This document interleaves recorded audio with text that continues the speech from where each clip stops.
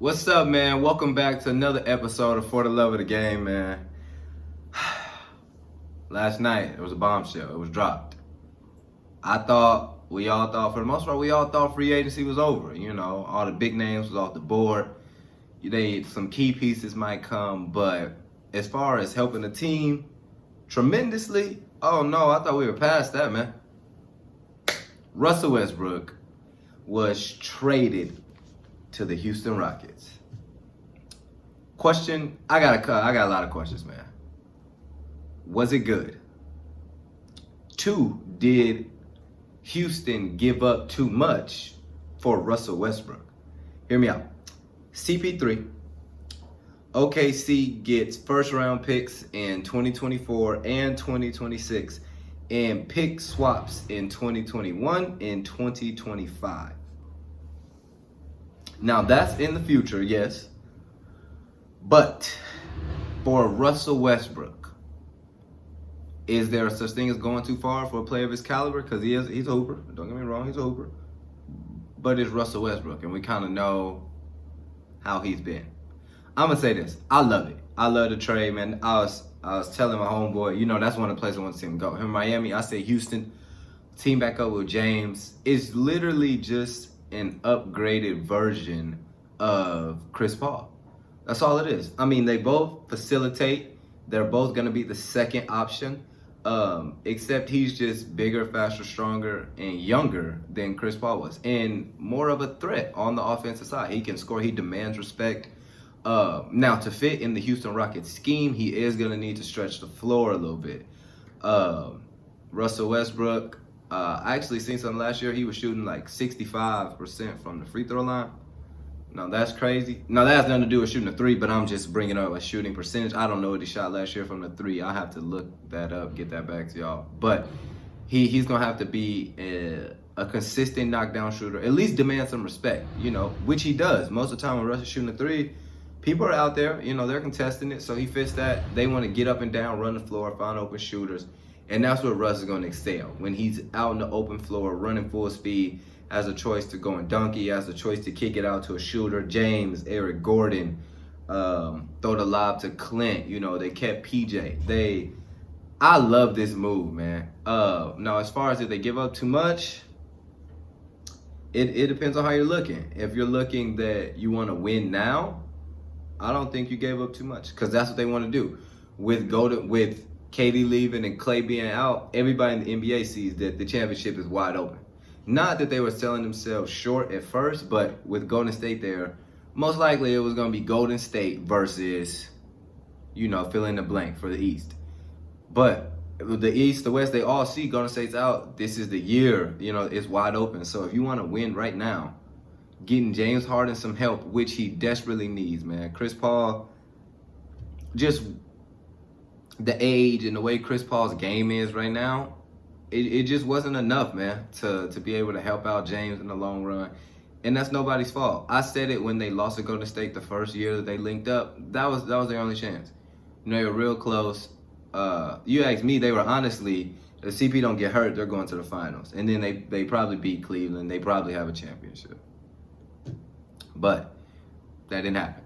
So I said that was their best chance to do it, was that year, man. They came back, it didn't work.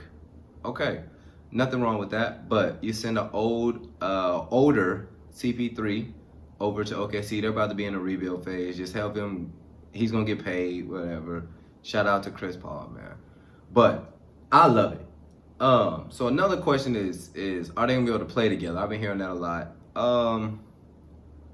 This is the thing I want to say about Russ. He does demand the ball, but he can play off of it. He has no problem with finding guys who are open. He has no problem with any of that. The difference has been everybody Russ has played with has come to Russ's team, right? KD, you know, even when James Harden were there, that was still Russ's team. Now, when it got the years, KD became a better player. People were like, this KD's team, dynamic duo. But Russ was always, he's right there. That was his team, OKC. Paul George came there, Melo came there. That's Russ's team. You guys are coming over here to Russ's team. Russ knows he is leaving. He's going to Houston. That is no longer his team. So for him to take the back seat, I don't think I have a problem with that. If everything goes as planned, man, don't bash me on this comment. I'm not comparing them, but I'm saying if Russ can take a D Wade type back seat, then they can have a Miami collaboration. And what I'm not saying they're as good as that team was, but I'm just saying two stars like how LeBron D Wade were are Russ and James right now. They can both do it. They can both do it. You can't. It's almost like they can both average like 22 plus, both of them. And that's exactly what you need while getting your production from Eric Gordon and PJ Tucker.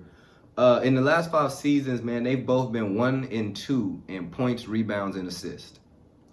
Of course, those numbers are going to change now. They're going to be a little different, but I still expect them to be top 10 in each one of those categories, without a doubt.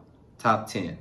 I don't see Russ's game taking too much of a hit. I don't. I think he's going to have to swallow a little tough pill that, hey, James is going to play on the ball a little bit more than you. He's going to be, of course, throughout the season, Russ is going to take some big shots and he's going to hit some big shots, but their closer will be James Harden. And that's just how it is, but that's okay. So me, man, I like the move. Hopefully they can sort it out and work together because they got some real firepower that they can have, and they can use it to make a deep run in the playoffs, and that's what everybody's trying to do. So the NBA right now, I love it. It's getting that feel back when D Rose and the Bulls, Melo and the Knicks, Kobe and the Lakers, LeBron and the Heat, Paul George and the Pacers. We're getting that feel back, where it's talent everywhere. The Celtics, with Rondo and all them. I didn't mean to disrespect Boston like that, but Rondo was my guy on that team. So Rondo and them, man, we're getting that feel back where everywhere you looked, there's a pretty solid stacked team. And I like that. I mean, me, I'm a Golden State fan. Excuse me. I know y'all probably going to be like, when did that happen? That's just a different story for a different day. But I'm a Golden State fan, man. So have we officially, with all these offseason moves, have we officially written Golden State off? I don't know, man. Because when you look, it's almost like even when Klay comes back, it's like Golden State is last year. Like, that's it now. There's so many new moves. There are so many new accusations added to the team, man, that it's almost like, I'm not going to say we forget about Golden State because they're going to be a real good team, but it's almost like we forget about Golden State. I'm going to say this. When Klay comes back, I think Golden State is cool. They kept their core, picked up, like I said, D-Lo, picked up Willie Cauley. I think they're going to be okay. It just depends. Because still, when he comes back, all these teams that are assembled now, for the most part, the key guys who were picked up this free agency will still be there. So it's going to be tough for sure, but that's what you want. You want it to be competitive. The cakewalk was a little too easy, man. Golden State, they went 16-2 in one of the postseasons. And come on, man. So I think you pick up the competitiveness. You pick up all the teams who can really contend. I see an interesting NBA season. I really do, man.